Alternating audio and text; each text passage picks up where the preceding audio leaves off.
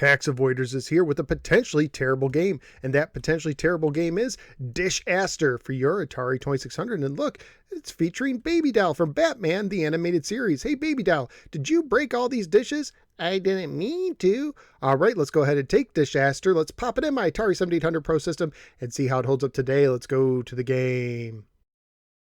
Dishaster was published by Zimag and carries a copyright year of 1983. The manual opens with the following. You've seen them do it at the circus, but can you keep the plate spinning on top of those tall, skinny sticks? The action never stops in this video version of the Big Top. All you have to do is keep running back and forth as you try to balance the plates that just never seem to stop coming. And if you're lucky, when they all seem to come crashing down, you'll be able to catch them. After this game, doing the dishes will seem like child's play. Child's play. Dishaster is a single-player plate-spinning game with 4 game variations. Game 1 is the easiest with a maximum of 6 plates on the screen. Game 2 has a maximum of 8 plates on the screen. Games 3 and 4 both have a maximum of 10 plates on the screen, with Game 4 being the hardest of all variations. For the controls, you move the girl by pressing left and right. When a plate begins to wobble, you can place the girl directly under the pole and hold down the button to speed it back up. You can also simply hold the button down during the entire game, but she will only spin a plate when she's in the right spot under the pole. If a plate wobbles for too long, it will fall. You can catch it by touching it before it hits the ground, automatically returning it to the pole. But if it does hit the ground, it will cost you one of your squares on the bottom left.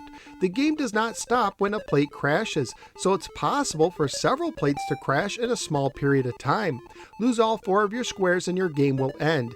Your score continuously increases as you play, and you earn extra squares at every 10,000 points. Graphically speaking, there really isn't much to the game, and the girl looks comical to me when she's spinning plates, like she's spinning with one hand and pushing her belly out with the other. The game does have a short tune that continuously plays in the background, which is impressive for an Atari 2600 game, although the tune is slightly out of tune and a bit on the irritating side. Beyond that, you also have some basic sound effects. Family-friendly wise, the game would most likely get an E for everyone rating if it was released today. At the time I researched on eBay, including shipping, loose copies were going for $13 to $18. So what do I think of Dishaster? This is clearly the best plate spinning video game I've ever played, and also the worst. Personally, I found this game to be a chore to play with no entertainment value at all. Since you could just hold down the button throughout the game, all this game consists of is moving left and right, which makes it very monotonous. I could play the easier levels indefinitely, and on the harder levels, I couldn't wait for my game to end. It does control okay, but it's just so tedious it's not any fun. Do you remember the cartoons where a character is in a boat and a leak starts, so they plug the leak with a finger only for another leak to start, and they just keep on plugging leaks with their fingers going nowhere as the boat slowly sinks? That's what playing this game feels like, a tedious going nowhere experience lacking any entertainment value whatsoever. So where am I going to rank Dishaster?